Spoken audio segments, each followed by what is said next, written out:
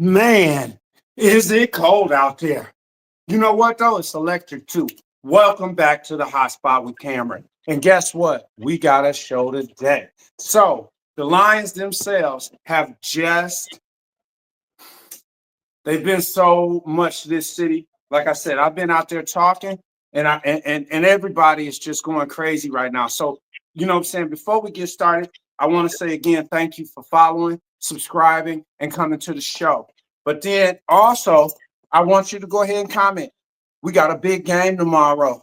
We got, you know what? Let me get this jacket off. I'll be right here. Whew, it's hot in here. Hey, so getting back to it, we got a big game tomorrow at Ford Field against the Minnesota Vikings. I think Justin Jefferson and Jordan Addison and Sam Darnold, they looking to put up big numbers. And so right now, I really feel like the defense is our most important part right now. Everybody is kind of giving them doubt and saying, you know, even on the big shows, they're saying that the defense is going to let us down. I don't think that's the case. My perspective is they've dealt with adversity all year. And everybody is talking about, well, what's Terrion going to do on this stage? Because it's a huge stage. Everybody is saying it's game of the decade. Game of the decade. That's big. This is especially for Detroit. I mean, no one has seen this again since 1957. So I think Terrion on this stage, he's not new anymore. He's seasoned. He's had a whole season. He's played in every game. He's been in every film session. He's went to his therapy. He's read his assignments. I mean, this is his moment. This is a big moment for the defense. I don't feel as though they need to make every play. They need to make the plays that count. So before we even get into what I expect from the Lions, or I mean, if you watch previous shows, you know exactly what I expect. But at the same time, what are we going to get? So right now, I'm going to bring on someone that is from the local area. He is actually a season ticket holder, and he got in right when the atmosphere and the change was made with Dan Campbell. Holmes, the GM, made some really good decisions. And guess what? He got season tickets, and he's been here for the duration of this ride. Welcome to the show, Jess. What up, Jess? How are you? Hey, man, you know me. You know me. I'm always up, man. I'm always up, keeping it moving, on the go, trying to figure out what's going on. How about you? How about yourself? What you been up to? I'm doing good. Vibes are good. Staying positive. It's a blessed new year here going into 2025, and I feel good about good things coming to us. So yeah, that's cool. That's cool. So first and foremost, what do you expect tomorrow against Minnesota in the pros conversation? Like, what do you expect from the defense? Of course, you know, with a lot of doubts. But what do you expect from the offense up front? The offense is going to ball. That's a given. I don't have any doubts about the offense. I think they'll get off the ground running. I personally think that we'll see some of the same stuff, but I think they're going to dial up a game plan that is going to be a little unorthodox from what they've normally done. And the only reason why I say that is I think you're going to see a lot of run-heavy offense against the Vikings. And for the main reason of not that we kind of want Sam Darnold to beat us. I know Aaron Jones is beat up with the quad, so that's going to be, although let's not sleep on, Akers as well, because, I feel they've got a pretty good, 1-2 punch of their own. Not like we've got, but we don't have a 1-2 punch, at least for right now. So we just have Gibbs. I think Gibbs is probably going to handle, a bulk. If all goes well, if he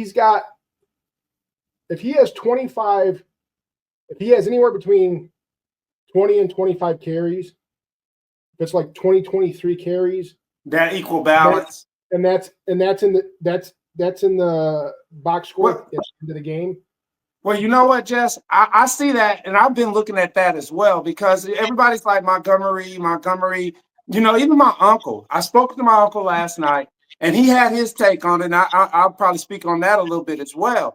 But he was just saying he feels as though it's a major fall-off between Montgomery and Reynolds. And I'm letting people know Reynolds is running hard. He stepped into that moment. And I think that Gibby has not even had to change his style of play because he's actually getting the breaks off. The change of pace has still been there. And Reynolds is a key to that. And the thing is Reynolds has been there for this whole change of regime. So when he's been needed, he has definitely proven his worth. If you want to talk about some players, that are coming back, from being injured, I think I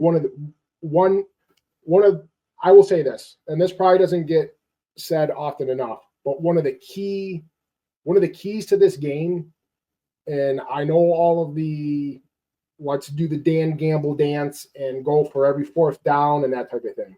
However, special teams in this game, I really think is going to mean everything.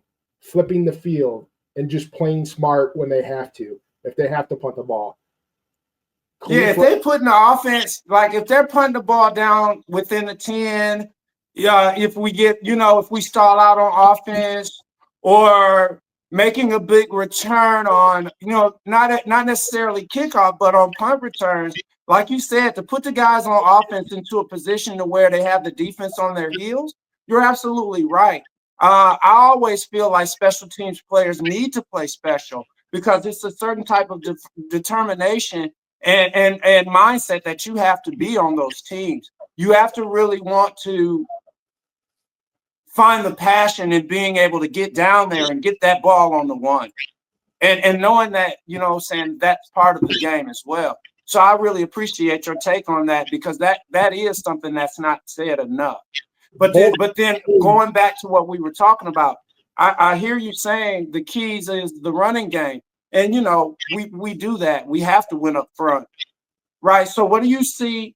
Where do you see some? Because I think that our offensive line, 1-2 in the league right now.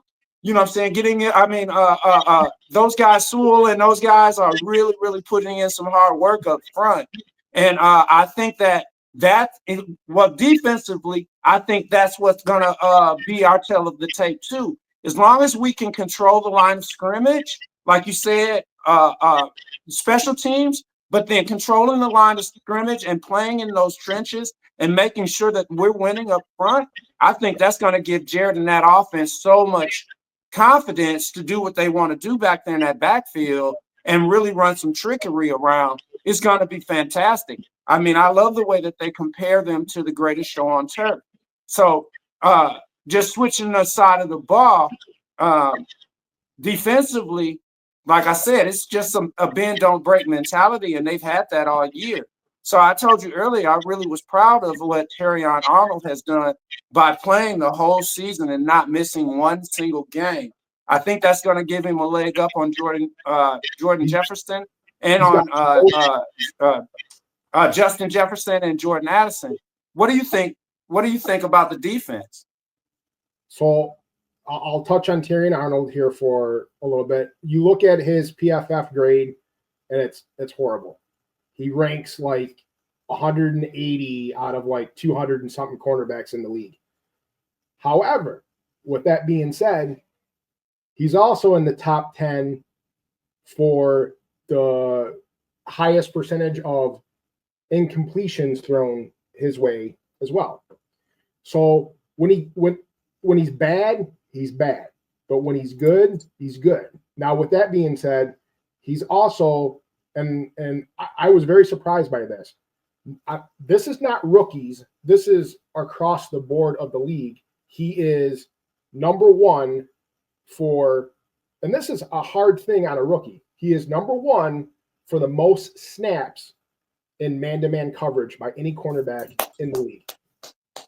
In the league. And that's a lot. You see that? That's a lot to dial up on a rookie. So that's but that, you know what? That's a testament. That's a testament to leadership. It trickles down. You have to realize it trickles down from Sheila Ford making the changes. You know what I'm saying? Holmes going ahead, the GM Holmes, making sure he brings in a great leader in Dan Campbell. But then also, I went back to the beginning of these shows, one for one. The difference in my eyes, and it's always been, is Jared Goff. He brings a certain mentality to the field that calms and also leads quietly. I don't know what he says behind closed doors. I don't know what he says to those guys when they're in the locker room or in the gym or in the film room or in study hall. I have no idea. But what I can say is he seems present in the moment. A lot of people knock him because he lost the Super Bowl. I don't. I give him praise. Do you understand how hard it is to go through a 17-game season, another 4 playoff games, and then go to just getting to the Super Bowl is an accomplishment in itself. Well, I think a man who always feels he has to play with a chip on his shoulder, that's his. I know. Even when he throws, a pick or he has a turnover of some sort, he's very, you wouldn't know it, but just by, his demeanor and coming back, he shrugs it off. I mean, look at a game. Who wins a game? Talk about our defense and how bad it is. Who wins a game after throwing, 5 picks in a game? I said that was a testament to the defense as well. They threw 5 picks on offense, and guess what? The defense still kept the score so low that we were able to win that game with a field goal. So that's good times, man. That's good times. And then, I also want to touch on a couple of guys that have been in the news and in the running for head coaching jobs next year, and how they think that Ben Johnson or Evan Turner are gonna, up and leave and stuff like that. Do you think that if they go deeper in the playoff, they can't go any deeper than the NFC Championship. So if they win the NFC Championship and they go to the Super Bowl and they come up short, or they win the Super Bowl, do you think either one of them will stay or go to Chicago or do whatever these other analysts or smart guys in the business, sports guys are saying? I think Aaron Glenn is gone no matter what. The jury is still out on what Ben Johnson ultimately wants to do. If he feels he's ready and the opportunity is there, I just think he's so looking for the right opportunity. And because I almost look at that man as like a true perfectionist. He does not want to fail. And I don't think he wants to go into a situation where he knows he's going to win day one. And that's tough taking over, some of these teams. I mean, let's talk about, going to the Bears. Does he want to? Is it a slap in the face for him to go to the Bears and then face us two times a year? And he'll get mud stomped. If he goes to the Jets, is that a good situation? Is Rodgers really done? And if he is, who plays quarterback for the Jets? There's no control there. Does he want a project? Well, the problem that I have with success, individuals don't understand that success comes at a cost. You have to be able to. The true sign of a leader is knowing when to follow. Sometimes you're not ready to be the head of the snake. Like, I've seen coaches come and go. I've had good coaches. I've had great coaches. I've had great leaders. At the same time, I've had bad leaders. And the thing is it's because I put myself into those types of decisions, saying, okay, I'm going to take this opportunity. Right now, just like in Kansas City, those guys, yeah, they leave with the Patriots. Yeah, guys leave. But at the same time, there's an equal opportunities right behind them. And the thing is with the Lions, this is so new. This is so fresh. I don't understand why they break up the band so early. We haven't really won anything yet. Yes, the atmosphere has changed. Yes, the culture has changed. It is one pride, and it is, getting back to defend the den. I love that thing, defend the den. I love it. And so I do want to be one pride. But if you're going to push that, and that's the narrative, and that's the campaign, why are we even bringing that into the locker room? It shouldn't even be like, it's just a distraction. It's just a distraction to take the troops away from the leader. Like, they shouldn't even be listening to it, in my opinion. In my opinion, until I say something, don't say nothing about me. I'm here with the Lions. This is what we're focused on. This is what our goal is, a championship. And I think that football, being the ultimate team sport that it is, I understand they get paid millions of dollars. I understand that billions of dollars are going to be exchanged tomorrow. But me, you, the players, the coaches, we have more invested in this. The city has more invested in it. I mean, yes. I mean, the city is actually really nice, man. I go skating. I go, down there for festivals. They got the social district. They got all these things going on in the city, Greek town, all this stuff going on in the city. And the thing is it's a whole different atmosphere here. And if Detroit can pull this off, we're going to be bigger than Chicago, the Windy City. Guess what? We get wind here. We surrounded by water. What are you talking about? It get cold here. And the thing is we are a cold football weather team. We're a warm dome weather team. We'll go down to Tampa. And if we got to go down to Tampa, guess what? Hey, Baker Mayfield better look out, because our defense is coming. And he ain't that good no way. That's how I feel about it all. I'm excited, man. I'm super excited. Like I'm just saying, every time I go out, it's go Lions this, go Lions that. Like, it's just a change of culture that's fresh and it's new. It's like, it's almost where we can wear our we can wear the Lions with pride, and everybody like, man, that's a Lions fan right there. I'm on your side, man. I got it, bro. I got it. So how do you feel about that right now, knowing that when you put that royal blue on, when you put that Lions blue on, how you feel about that, man? It feels a lot. It feels much better to put this on. I mean, it's just crazy. People still wore, Detroit Lions stuff, but over the course of the last, I would say 2.5 years, obviously, you can't go anywhere now without someone wearing Lion stuff, all through the week. And I mean, that says something. I mean, that's a sign that things are definitely changed. There's that 3-letter acronym that I feel doesn't exist anymore. The same old Lions is just not. It's same old Lions. It's not a thing anymore. I mean, it's just not. I mean, and it's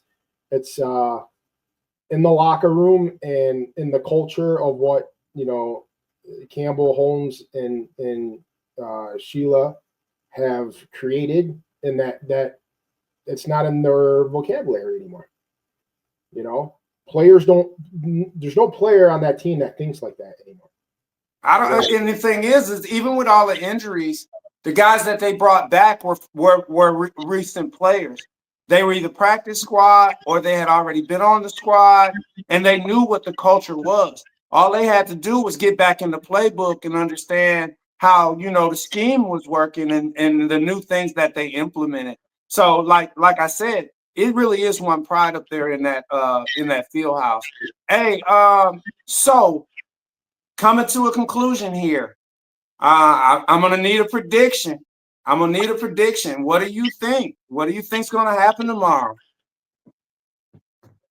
I'll give you two because I feel it's either going to go one or two ways. You're either going to have kind of like the Buffalo game where it's going to be a shootout. Whoever has the ball last is, whoever scores last wins the game. Mm-hmm. Just like their first meeting. Mm-hmm. I don't want it to come down to a field goal by any means. I really don't. The other scenario that I see happening is I feel my prediction is the Lions come out of that game victorious. But it's either going to be they're gonna pray for that, week in between where they get some off time, by getting the number 1 seed. Because they're gonna thrash and they're gonna get beat up in this game. I feel Minnesota's gonna come very physical, knowing what's at stake, and both teams are going to play that way. So it's either going to be that high scoring, back and forth type game, or I really feel, and like I was saying, I know you and I were talking off camera about this, and I was telling you that I really think that the game plan is going to be dialed up a little bit differently than what we've seen in the past. I know it's probably going to be a lot more run heavy, and I just think that's to keep us on the field. And look, Addison and Jefferson need to stay off the field. Yes. Sam Donald, the thing is if we could get some pressure up front on Sam, and I said this about not about Purdy, but about Josh Allen. You got to get them scrambling. Not either like Josh Allen is not bad out of the pocket. No, but you have to get him out of the pocket when he don't want to leave the pocket. Not letting him leave the pocket when he won't. You gotta really seal the edges up and force him to the middle of the field and cut his vision off towards the edges. That's just my perspective. On tomorrow with Sam Donald, he's a little bit riding a high right now. And the thing that I think about that is Kirk Cousins left a really good blueprint for him there. Because all the pieces were there. Even Kirk Cousins going to Atlanta and getting hurt. Like, he was about to do it there too. He was about to do the same thing. And unfortunately, that Achilles tendon really slowed him down a lot and everything. I mean, even with Aaron Rodgers, you can see the change in their mobility. But going back tomorrow, Sam Donald, I think we can get in his head.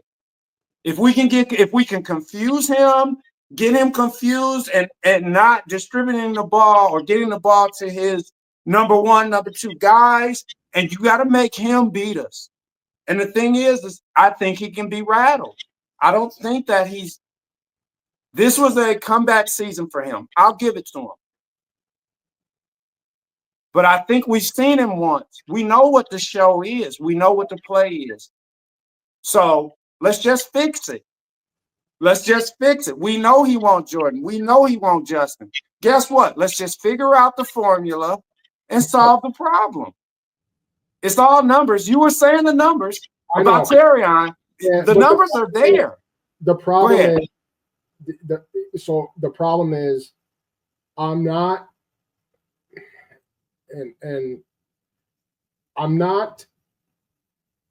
the Lions can't defend a tight end to save their lives. It's I don't know what it is. I'm hoping, coverage wise between Jack Campbell and Anzalone, it's been talked about him being back, because Jalen Reeves-Maybin, he played over 40 snaps or something like that in that game, and against San Fran, and he didn't look very good, especially in coverage.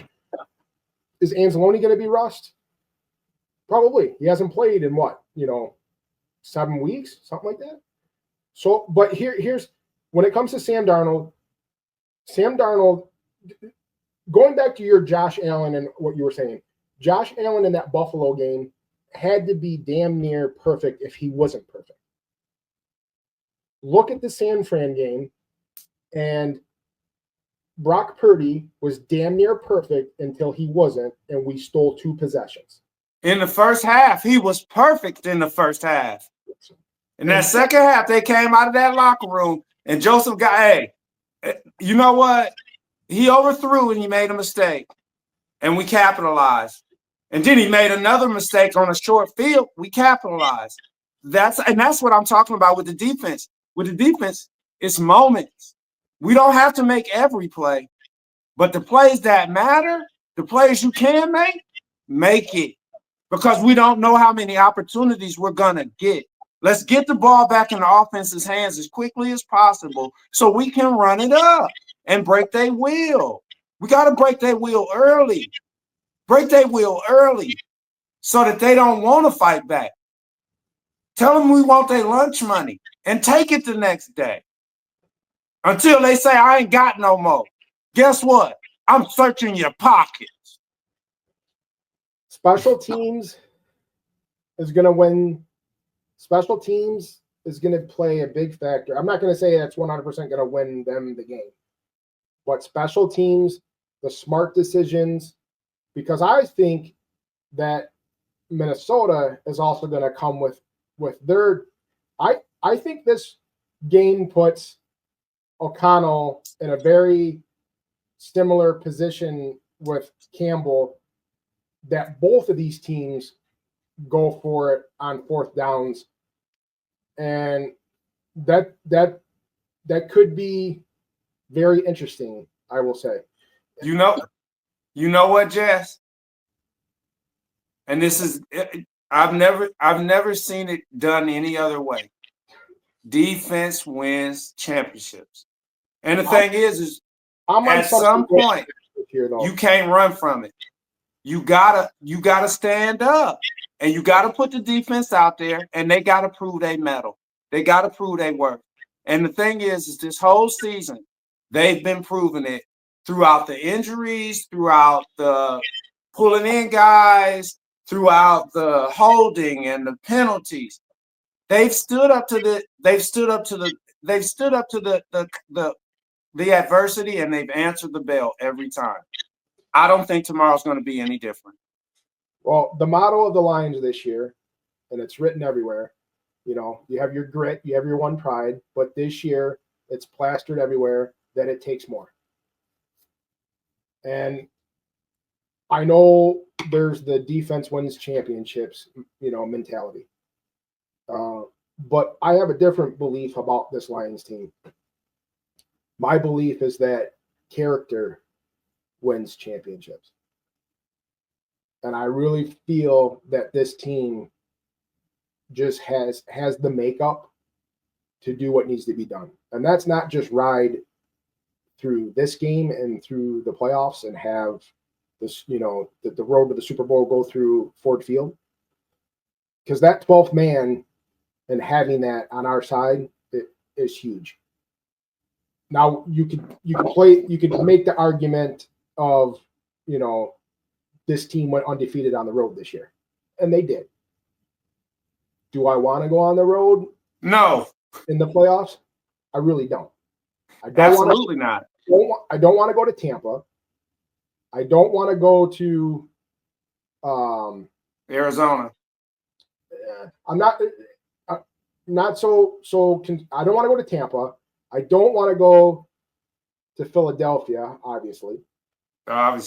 And I don't want to go to LA and have the storyline be the whole Jared Goff, Matthew Stafford, and the Rams thing again. So just handle business tomorrow. And let's stay home. And that puts all of that stuff to rest. Now, with that being said, whichever team loses tomorrow, the season's not over for them. Right. And it very well could be that not only are you seeing 2 14-2 teams, a 14 team that has to go on the road for the playoffs, but we may see a fourth matchup between these two teams. In the NFC Championship. And yes. And I don't want to go there. And I don't want Minnesota to come back again here. I think, we can keep on continuing to say, we'll beat them again. We'll beat them. It's hard. That is such a hard thing to do. To beat them, one, it's hard to beat them 3 times. Then you got to go back somewhere and beat them again. Yeah. 4 times, you got to beat them 4 times. Yeah. That's a lot. Well, I guess we're looking at this a little bit differently. It'll be 3 times. It won't be a 4th time. So I'm in my head, I'm doing the math. I'm like, this is the second game of the regular season, and then we would have to see them one more time in the playoffs. So it's going to be 3 times. Right. If you're right. Yeah, if that takes place. But right. Well, I'm saying right now, you know where I stand. Yeah. Huh? But let alone beating a team twice in a year, to have to beat them 3 times. Can they do it? Yes. Is the percentages a lot better with them playing at home? But I'll say this because, for Sam Darnold holds on to the ball a long time. And I do feel that he gets away with a lot more. He gets away with some mistakes that I think a seasoned team like Detroit can hopefully take advantage of. We have the best safeties in the league, is my thought. So I don't think, and I hope we don't get, beat over the top with any of their, with what they have coming at us. I do feel, here's the thing. Aaron Jones is beat up. The ground game is going to be difficult for for Minnesota. At least I hope so. We'll know. I think we'll know pretty quickly going into that game just how banged up or how healthy Aaron Jones is. Gibbs, I think we can win the argument of if Gibbs gets anywhere from, and I'm going to put this number out there, 22 to 25 touches, and Goff doesn't throw over 40 freaking passes, we win that game. Hands down, we win that game. Now, could we win if the numbers are more than that? Yes. But if you have that type of situation, we come out of that game and we win that game. And I think that's possible. That's easily possible with him. It's he's going to have to carry the load.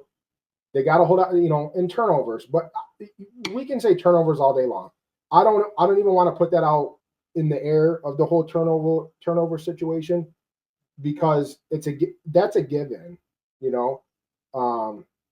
but this team just, they got to look to the left and they got to look to the right and say, hey, brothers, tomorrow is, they have to feel like and go into this just character-wise that this is the last game. That it's a playoff game, I thought. It is. It's going to be such an electric atmosphere. It's going to be so loud in that place. I'm going to be on the edge of my seat there. I'm going to be nervous. I'm going to eat early. I'm going to be excited. I'm going to be quiet. I'm going to be loud. I'm going to go through all sets of emotions. Right.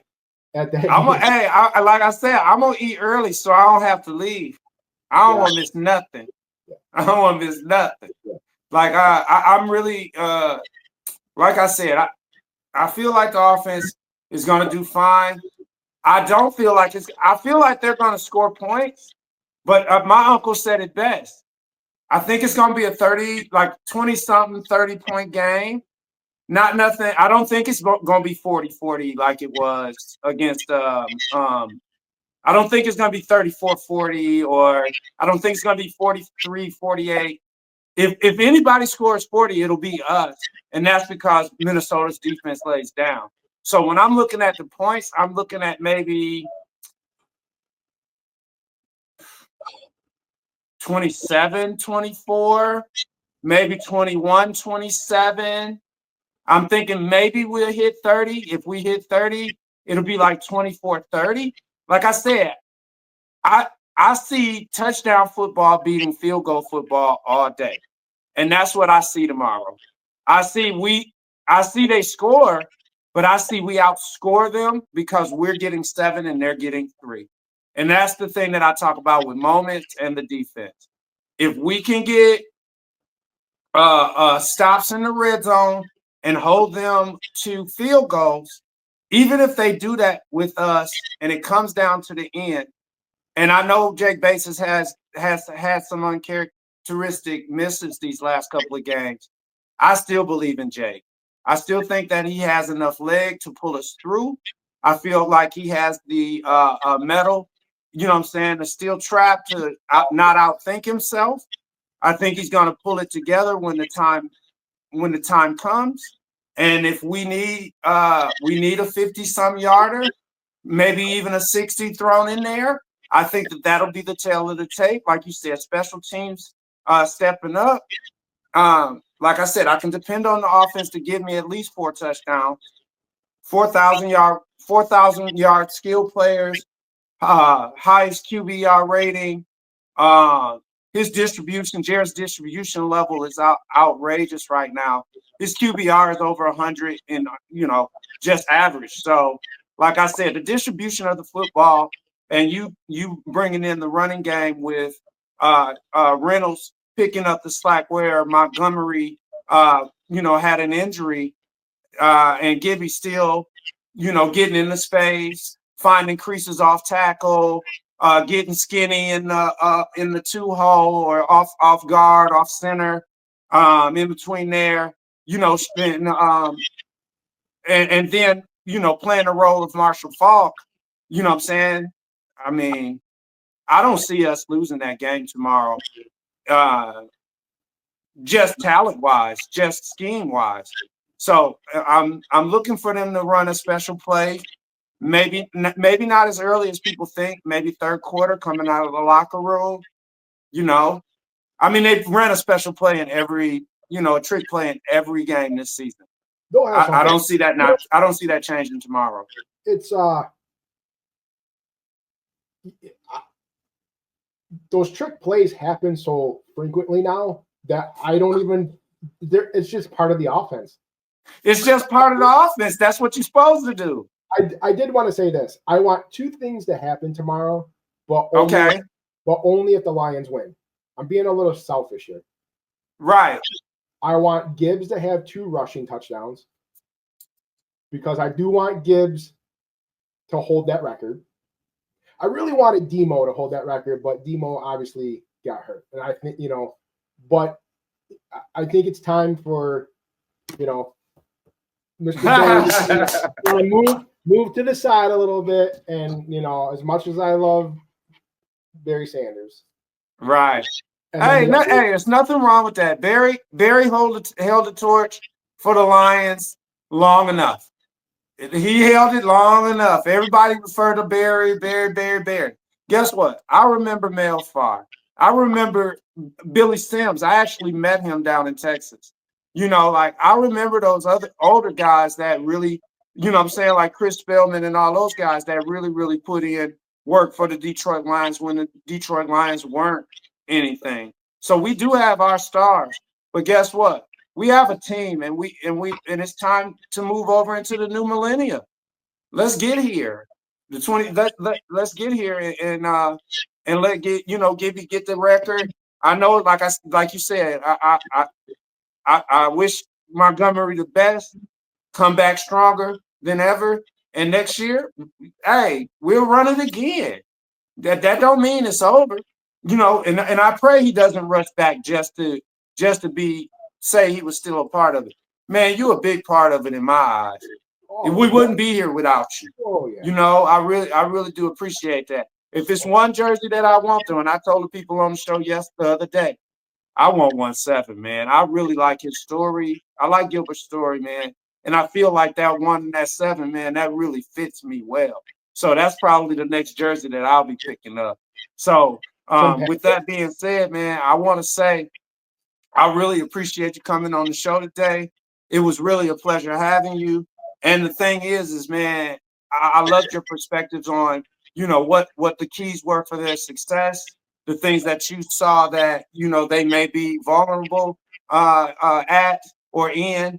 And I like your take, man. I think, you know, I agree with you with the running. I think the defense, again, needs to step up. I think throughout the show we've said that. And super excited for the game tomorrow. And I want to, again, thank you for your time and your analysis on the Minnesota Lions. Or let me say that the other way, the Detroit Lions versus the Minnesota Vikings home game tomorrow. Biggest game of the decade. City is electric, and we want to go into the playoffs with a big roar. Okay. So I'll see you tomorrow. Again, thank you, Jess, for your time. And is it anybody you want to say something to, or where can people find you, man? I'm on social media. I have a couple different, you know, obviously you can find me at, you know, if you just look for Keep Crushing. And that's KRUSHN. That's just my handle and everything on all the social media. But we're gonna witness history tomorrow. The Lions. It's history tomorrow, man. This is history. The Lions have never held the 1 seed. Never. Even in '91, they had to go into Washington and they got spanked. To go to right, you know, things are changing. Look, they didn't beat San Francisco in San Francisco for how many years? So it's not the same old Lions. This is a very we won in Candlestick. Oh, well, we run against the 49ers. So hey, I'm gonna say again, thank you for your time. You're welcome, man. And I'm gonna go ahead and speak to the people. Hey, everybody out there, this is Cameron. You know what I'm saying? This is the hot spot. And you know what I'm saying? I'm going to be with you tomorrow. I'm going to try and go live before the game. I'm going to try and go live at halftime. I'm going to try and go live after the game and give you a post game. I understand this stuff is going quickly, but guess what? This is that moment. This is that moment for the Detroit Lions, for the city of Detroit, for the players, the sports enthusiasts. Everybody around here in this city is Go Lions, Pro Lions. And I'm sure that Minnesota is going to bring the same type of energy tomorrow to Ford Field. So stay tuned. Stay with me. Keep subscribing. Keep commenting. Keep liking my content. This is The Hot Spot with Cameron. See you next time.